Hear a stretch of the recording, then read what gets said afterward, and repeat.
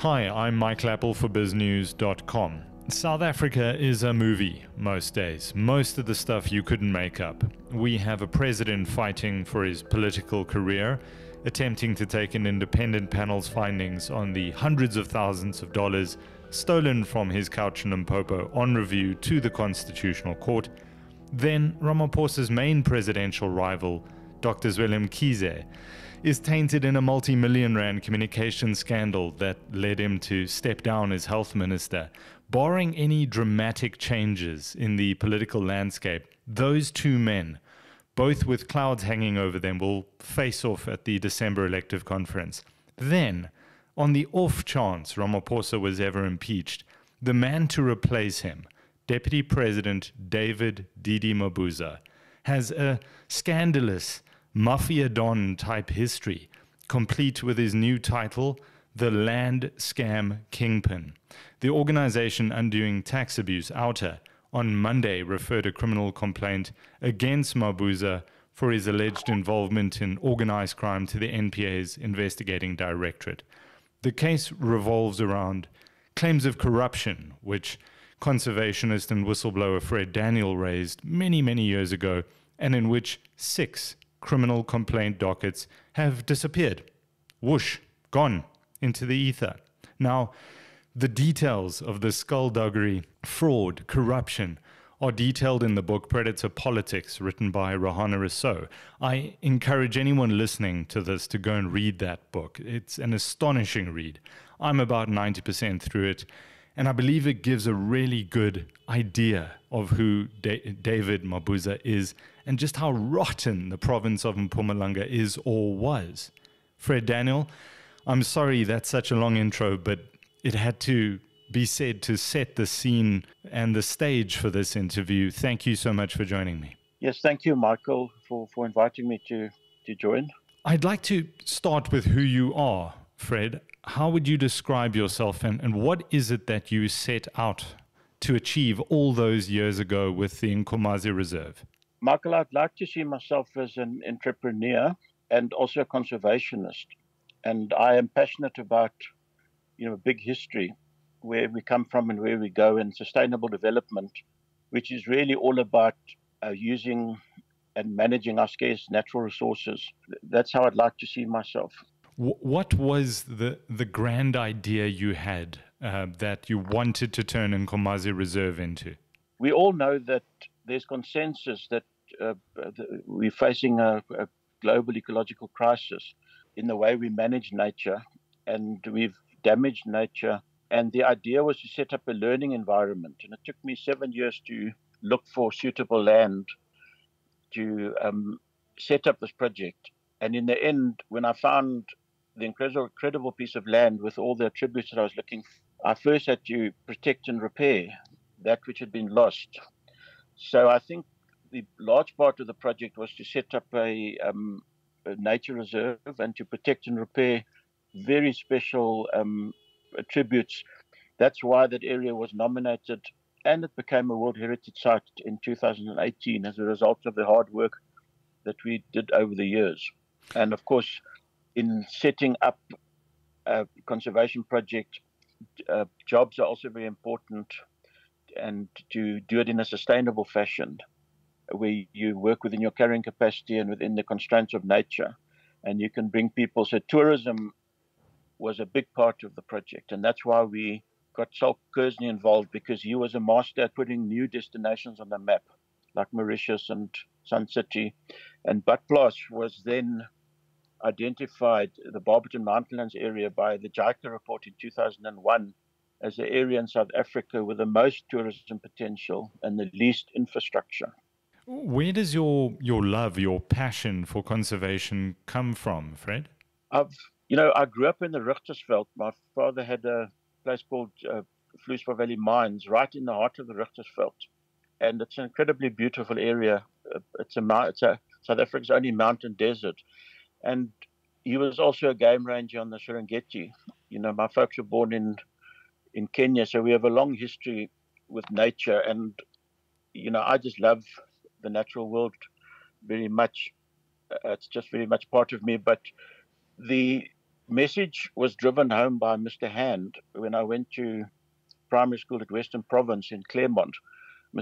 During, I think it was 1974, with the oil crisis, when resources were very scarce, Mr. Hand said we were the last generation that could, make a difference. And I mean, we see it now with climate change and pollution and the pressure that human beings put on nature. So Mr. Hand drove that message of the scarcity of nature and the scarcity of natural resources and how we best had to manage it, and if we mismanage nature and the scarce resources, we get environmental degradation. It's as simple as that. So my passion to protect and repair nature came from that message. And I was also moved by the book Silent Spring by Rachel Carson, and the prospect of waking up one morning and there's no birds.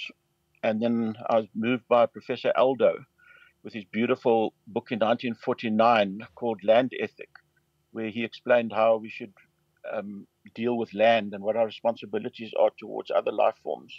Conservation, Fred, certainly isn't a cheap endeavor, and nobody knows this better than you have. And I mean, it's astonishing how much money you spent. And that comes out in the book Predator Politics. But through all the years of fighting and vandalism and threats and litigation, because you've been in court, I think, on sort of 20 occasions in the last 15 years, and you've won all of those, but there is still a lot of pending litigation. But if you had to, get down to brass tacks, is it even possible to say how much you estimate this whole endeavor over the last 2 decades, let's say, has cost you? Yes, litigation is very expensive, and it's a last resort that you do. But then one can't have self-help. You can't help yourself. You have to resort to the courts.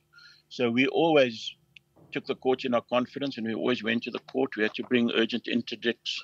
We had to defend ourselves, and it's basically defending our business rights, which is what we had to do, and you have to take the court in your confidence. And I think by now we've won about 35 court cases altogether, land claims court, magistrates court, protection orders, and the only court case that's left is a massive damages claim that's now part heard. And apart from the massive amount of time and the cost on your family and your friends and your staff, this entire episode has cost about 30 million just to get to where we are now. And in terms of lost revenue over the years, are you able to put a price on that? Yes, the quantum of the damages is 1.2 billion.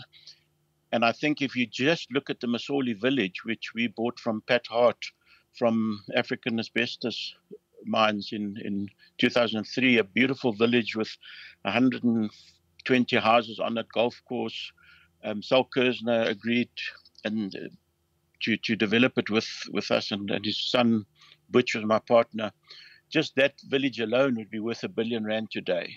It's the most beautiful village that you can ever imagine. And when we did a site inspection on the 1st of February this year, the entire village has been destroyed by corruption. It's because once they put the fake land claim or the fake transaction on it, it was just downhill from there.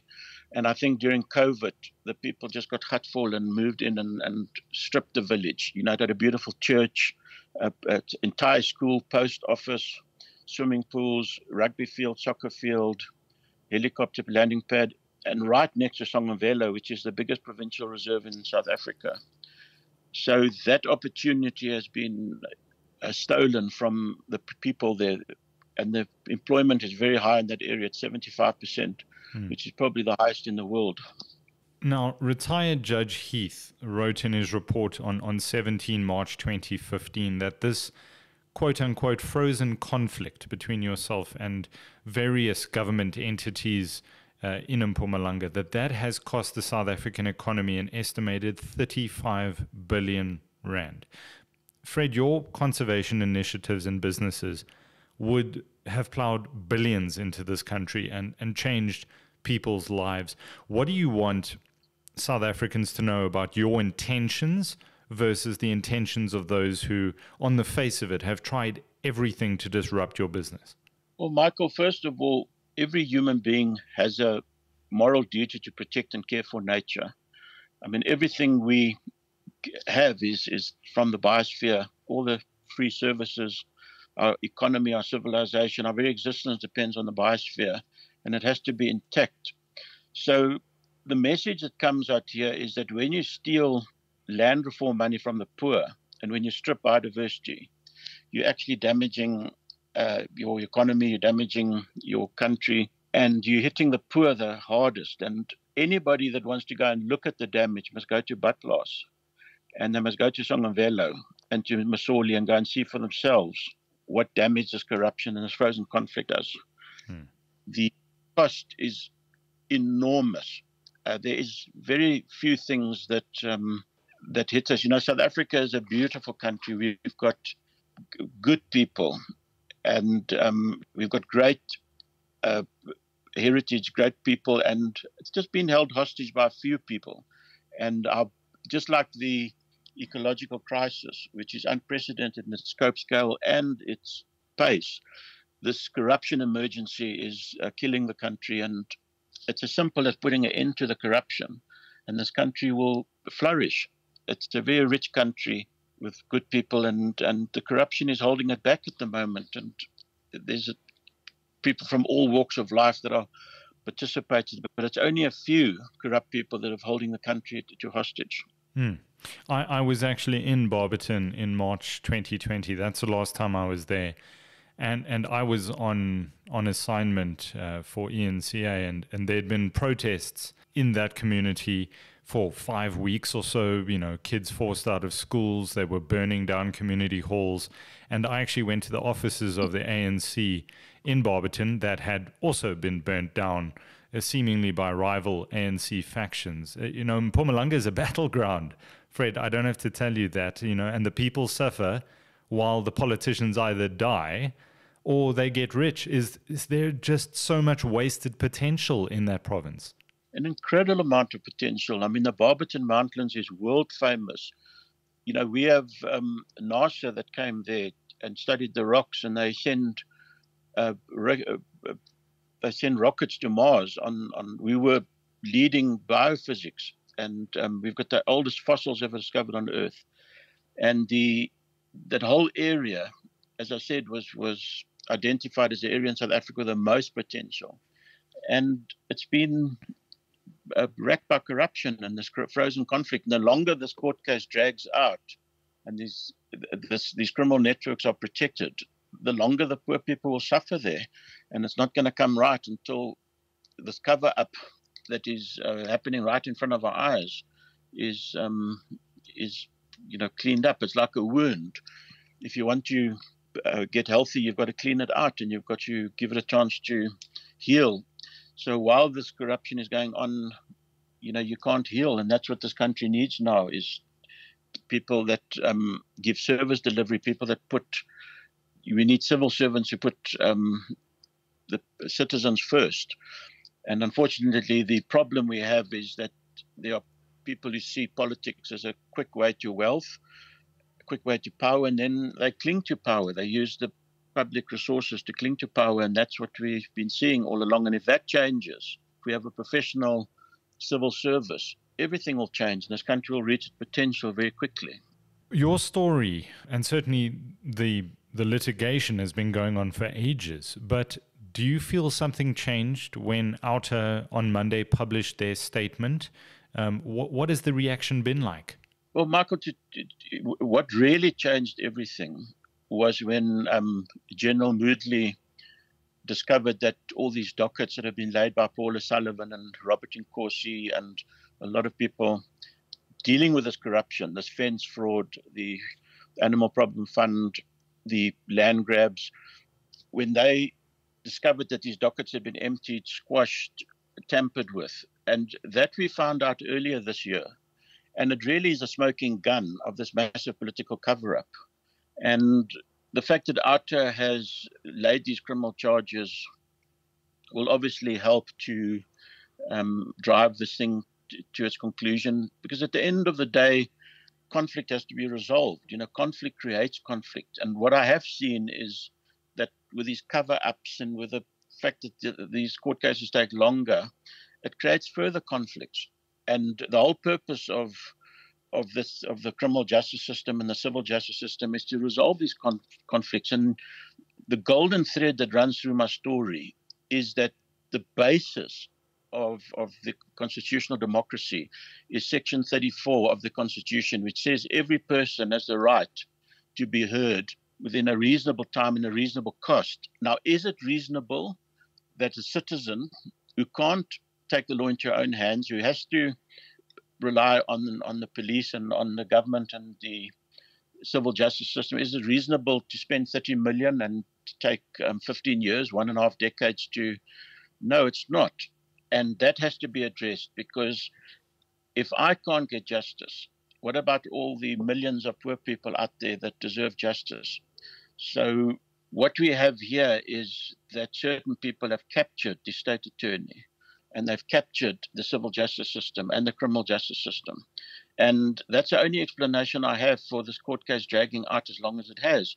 And right now, as we speak, there's these criminal offences happening in the Barbeton Mountains, where they've exercised 13,000 hectares out of the Songamvelo Game Reserve unlawfully for cattle grazers. And they've exercised 9,000 hectares out of Nkomazi to satisfy this criminal network. And nature is suffering because the reserves are collapsing. Songamvelo is no longer, I think it costs 5 million to run the reserve, but it's no longer a game reserve. You can't even get in there. So I don't know why they're spending money on it, and these criminal networks are benefiting from it.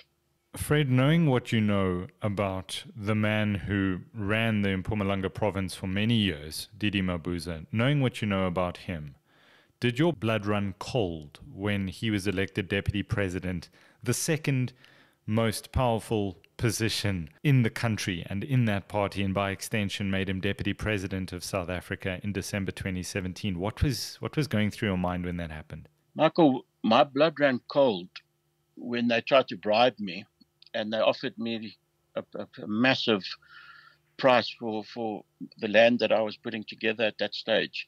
And I was threatened that if I don't sell the land, they would gazette it and take it away from me anyway.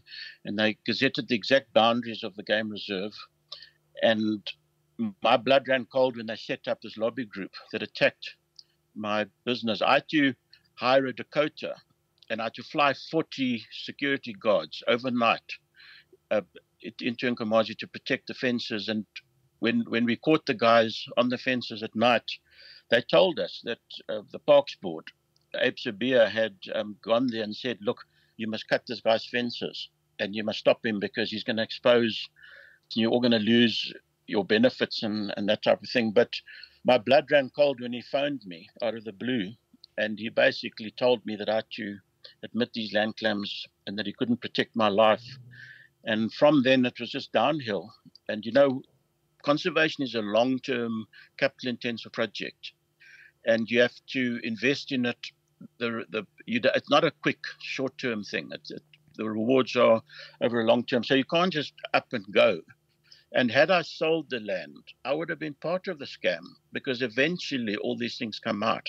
And I had no option but to stand up. And Richard Spoor said in the High Court, he said that the problem was that they wanted Fred Daniel out the way, and he was in their way, and he refused to cooperate, and that's what happened.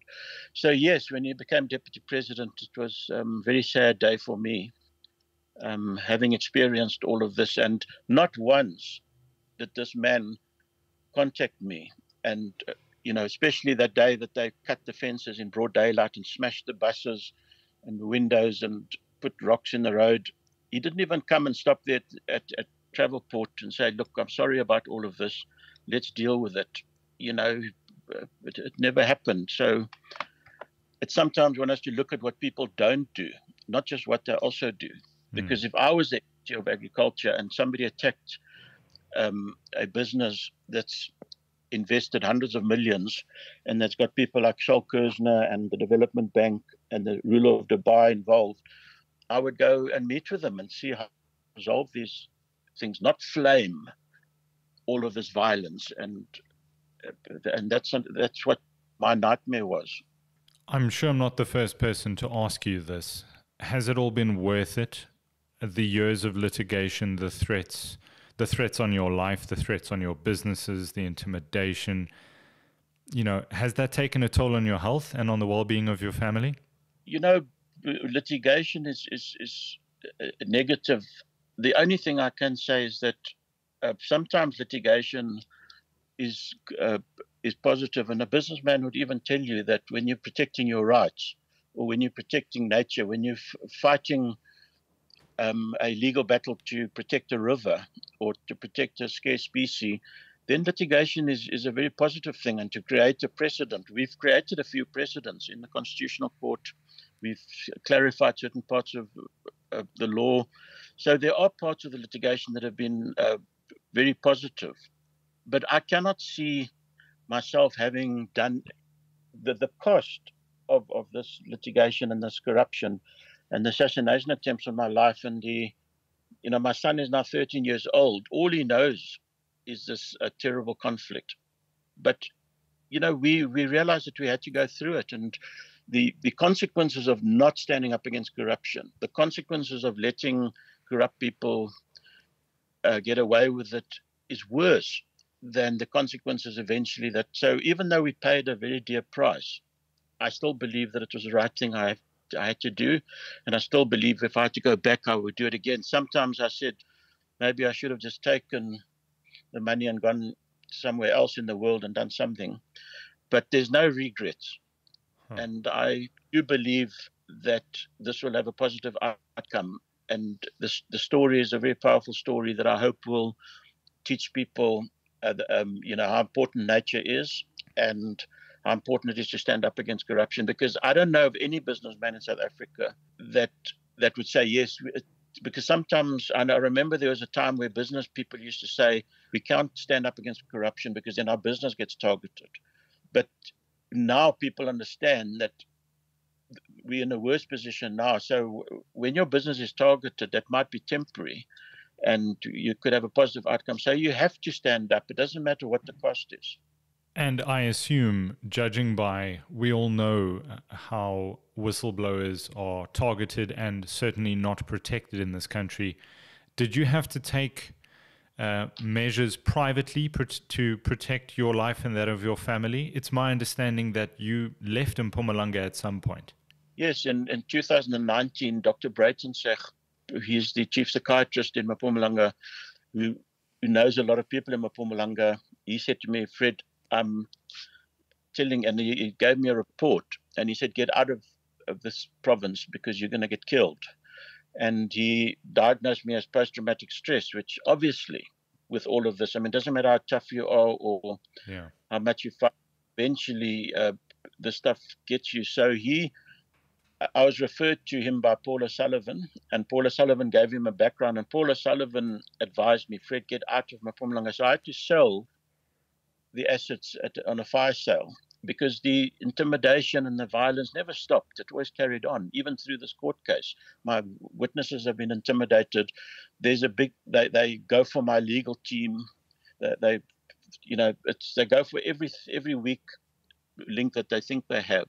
So the cost has been enormous. And as I told you, that in 2008, when that lobby group was set up and they went on Radio Alpha and said they're going to kill this white man and they're going to cut his fences and they're going to drive me out of the area, we had to hire a Dakota and fly 40 security personnel in at night and deploy them onto the reserve to protect ourselves. And the squashing of the dockets isn't a new thing. Every time we opened a docket in Badplaas, whether it's for cutting a fence or arson or intimidation, they were all squashed. I think there's about 20 criminal cases that have been squashed over the years. So these 6 dockets is only one. It's only the tip of the iceberg, and we already have evidence that the entire Badplaas police station was had to write to the Human Rights Commission for protection in 2008, and that Cobus Vermeulen was held hostage. And they told him that he's not allowed to protect the landowners. And Cobus Vermeulen had to bought himself. He was a very loyal policeman, he was inspector, and it was such a traumatic experience. He got a heart attack after that, and he had to go on medical, bought himself medically. So this corruption has had massive impacts on a lot of people. Many people that supported my project. We have Athel Stark, who's head of tourism in the grasslands in Mpumalanga. He was also targeted. So it's not just myself. It is a golden thread that ran through this entire episode. If I had to ask you, to somebody who knows nothing about your story or about, the headlines that are out there at the moment about this land claim scam kingpin, how would you describe very simply the way in which land claims were used to defraud the state? Oh, it is very simple. Although the scam is probably complex in many ways, but in one of the forensic reports, Judge, he sets it up beautifully of how they hijacked the Badplaas land reform project, because there wasn't much money for land reform. So they had to turn it into a fraudulent land restitution project because there's billions of rands for land restitution. So they hijacked the land reform project. They turned it into a fraudulent land restitution project. They then created fake transactions. And although there's only 6,000 people that were living in Badplaas in 2011, they fabricated 35,000 beneficiaries in order to, and then they created phases where they would unlawfully transfer. They hijacked Ndwandwe Trust, Robert Nkomazi. He didn't want to play ball, so they got rid of him. His trust deed from the master's office, and then they hoodwinked the master to issue a new letter of authority, and they kicked him out. And they took control of vast tracts of land, and they would rent it out to corporations like McCain's. And what they did is they would rent it from the community for, say, 7,500 rand a hectare, and then sublease it to McCain's for 95,000 rand. So every million rand these fraudsters got, the community only got 40,000. And then, of course, they never paid the communities.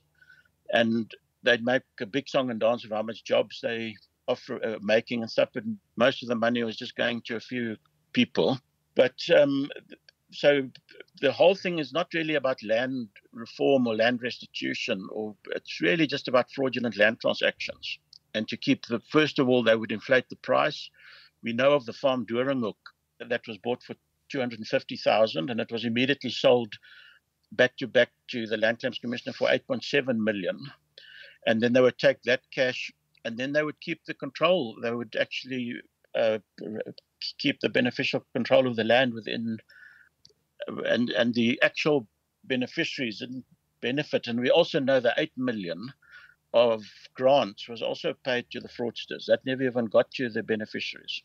All right. So in conclusion, just to clarify, after a decade and a half, with everything you've said, all the evidence at your disposal, has there ever been a single implicated party who is behind bars or has paid any money back? As far as I know, not. What I do know is that these scams got more sophisticated. They got swept under the carpet. And I know there's some serious land fraud cases that are now pending. I think there's one against a former cabinet minister where they bought a farm for 10 million and then on the same day sold it for 35 million. All of that would have stopped had the government just stopped this land scam in its tracks in 2004 when it was brought to the attention of everybody. So there's been, we know that a FASA came into Badplaas in 2011 with a fake guarantee of 2.5 billion, and they were trying to create further phases of land. So nobody that I know of, the closest this thing got was when the MPA actually arrested and charged. I think it was 5 suspects for 2.5 billion in Gustav de Waal. I think there was a Peter Versage and a couple of people, and they were actually charged. They actually went to court, and then Patrick Nkuna, who was the prosecutor at that stage, came to consult with me, and he said there was a mountain of evidence. And when this thing, when they started investigating it, and they realized it goes higher up, the thing was suddenly removed off the roll and squashed.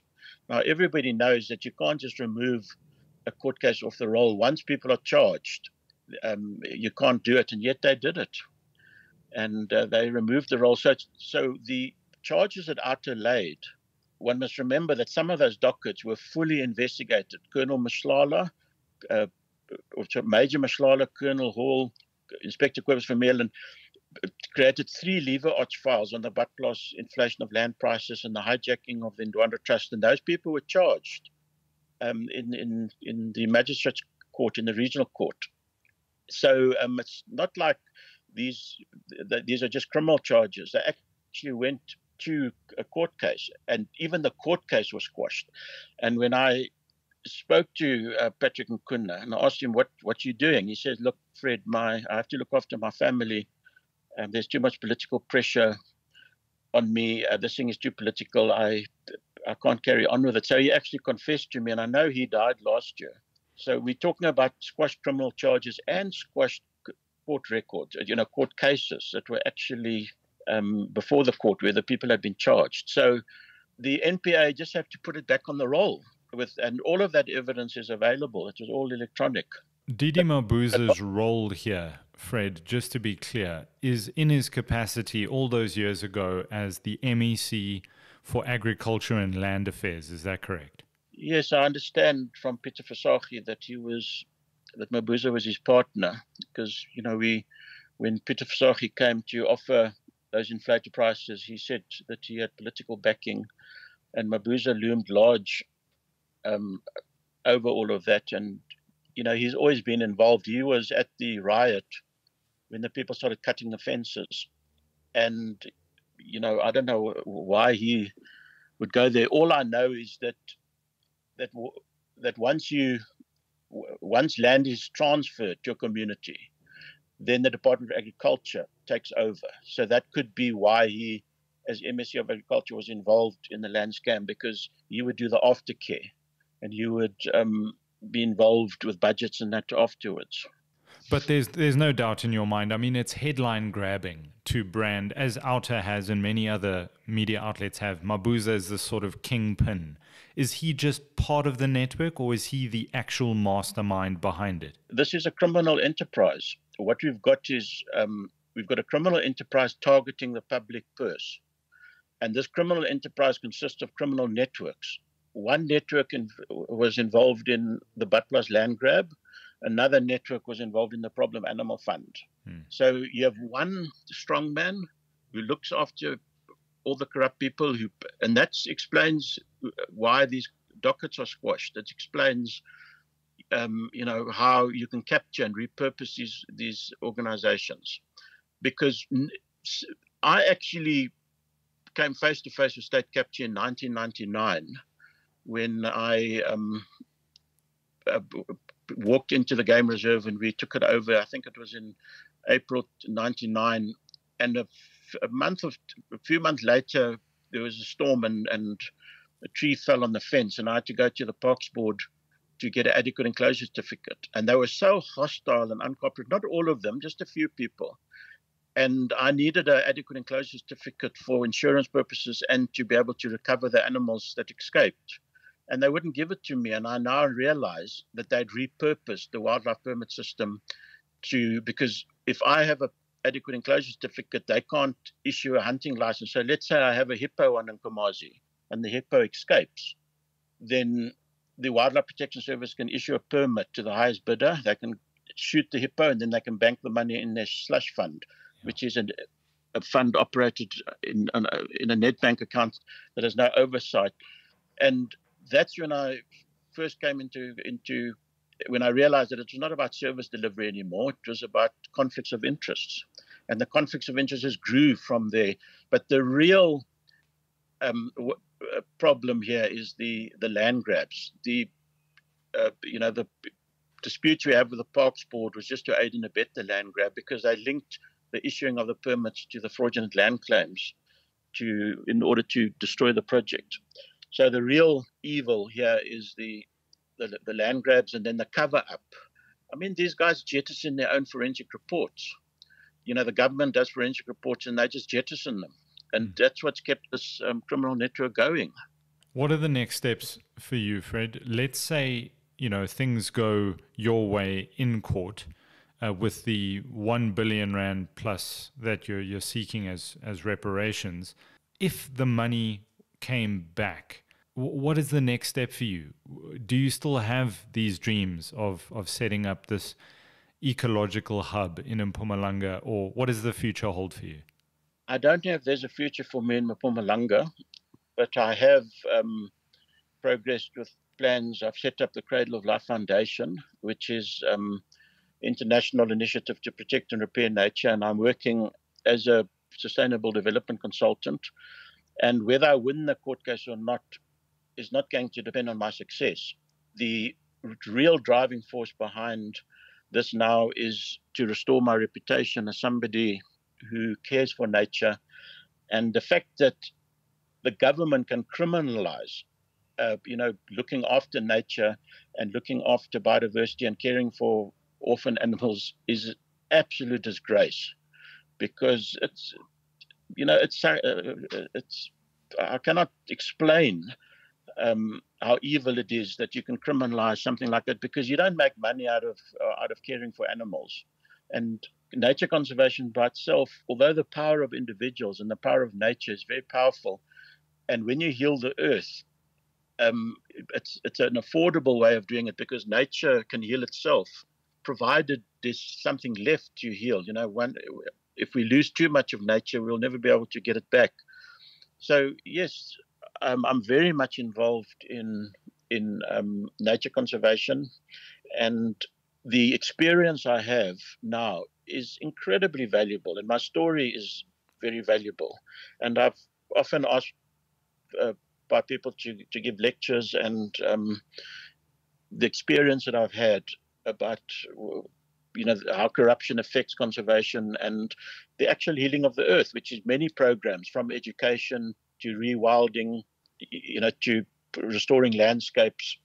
There's many parts of healing of the earth that and this is the decade of ecosystem restoration, where the United Nations have said that the most important thing is to heal ecosystems, which are under stress at the moment. So that's where my focus is currently. And if I win the court case and there is compensation, well, that'll be great. The court case, I'm sure, just the fences that these people cut was a couple of million rand. Just cutting the fences. Mr. Mabuza was there when they cut the fences.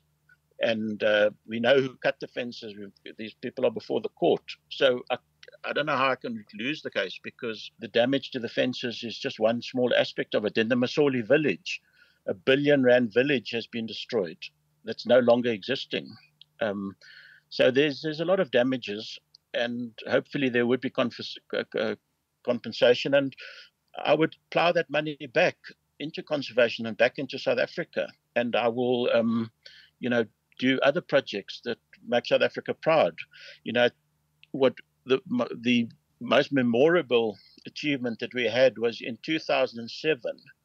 The ruler of Dubai commissioned a report, and he wanted to know, where Nkomazi ranks. And when they did the ranking, everybody was shocked, because they took Chamwari, Sabi, Singita, and all the big game reserves. And Nkomazi got 12 out of 15 points with Sabi and Singita, which is the finest, most diverse nature reserves in the world. Without elephants and without lions, we came equal to Sabi. So had they just at a stroke of a pen issued the lion permit and the elephant permit, which we were ready for, we would have got 13 points out of 15, and we would have, and that is why Saul Kerzner became involved in Nkomazi. The landscape beauty, the geology, for example, on Nkomazi you could have springbok and eland and blesbok right next to rhinos, and you had waterfalls and rivers, and you had koppies, and it's the landscape diversity and the actual plant and animal diversity was amazing. But a lot of that has been damaged by this barrier fence that was erected, and they put too many elephants into a small area. So a lot of that has now been destroyed, and Songavelo is on its knees. Songavelo, the biggest public game reserve in South Africa, is is almost non-existent. It's just been taken over by poachers and cattle farmers, and it's hardly bringing any revenue into the province. So tourism has now collapsed in that area. And as we speak, the pecanut farmers that have taken over Nkomazi are ploughing up the grasslands. They're the most threatened biome in the world, and they're part of the permit for the elephants. And these guys, like a bunch of cowboys, are just ploughing up all these because they've restricted the elephants into a small little area. The elephants have done massive damage, and the reserve is no longer viable, so they go and plough up a huge part of the World Heritage Site without any EIAs. They're just ploughing it up to plant pecan nuts, and it's just all going backwards. Fred, when do you expect judgment in your case? The Deputy President have allocated this as a special trial on a preferential basis, which we're very grateful for. And up to now, we've had 4 sessions, which is 114 days. And a lot of the time has been wasted because the defendants take every point. They fight about the virtual trial, and they fight about this, and they fight about that. So of the 114 days that were allocated for this trial, which, I mean, if you think the Zondo Commission cost R1 billion and ran for, I think, 400 days, it's quite a feat for my case to have run 114 days, plus there's another 25 days. So of those 114 days, we've only really used about 25 days productively. It's been set down for the 2nd of May, 2023, which is in a few months' time. And then I have to be cross-examined. And then we have 1 or 2 other witnesses, which will probably take a few hours, and then we'll close the case. And then the defendants have to bring their witnesses. And I think everybody has now realized that this case has to be finished in that allocation. It'll be the 5th time that this case is allocated. And it's costing, I'm very embarrassed. I tell you, I'm very embarrassed that my case is taking up so much time on the court roll and clogging the court roll. It's very embarrassing for me. And it's costing, I think this case, if you take the costs of the judge and the clerks and the state attorney and everything, it's probably costing the country 100 million already. And then you look at the damage down in Masoli and Tsongamvelo and Badplaas as a result of this frozen conflict on Komati Springs, and then you realize, and then you look at the lost revenue. I mean, you can imagine these lodges are one and only, the type of revenue they generate, how much actual, that's what Judge Heath and people like Professor Blichnout and Gottschalk worked out when they looked at all the figures, and Absa and Corporate Merchant Bank, when they looked at the cost of this corruption to the local economy. They said it's cost the local economy 35 billion. Because there's, a lot of tax that would go to the government and a lot of revenue and foreign exchange that will come in. It would have created a brand new destination of choice for South Africa. And we've lost all of that to this, as Judge Heath said, this vulgar case of corruption. Well, Fred Daniel, it's an astonishing story, and one that is incredibly important and may turn out to be pivotal in the history of this country. Thank you so much for your time, and thank you for sharing your story with us. Thank you, Michael. I appreciate that. And just one last thing, all I really want is just that Section 34 rights to be heard and to put this dispute behind me. And it's not really just about money.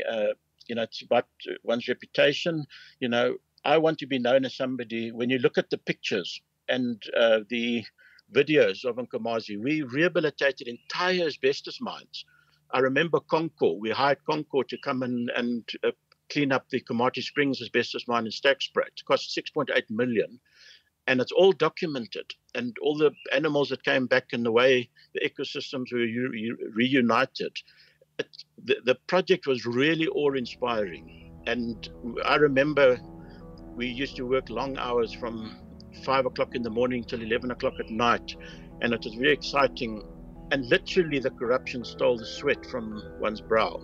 That's really the bottom line, and it's stealing it from everybody in South Africa, and the poor people, the people left in Badplaas that are sitting there with this frozen conflict, they're the ones that are suffering the most.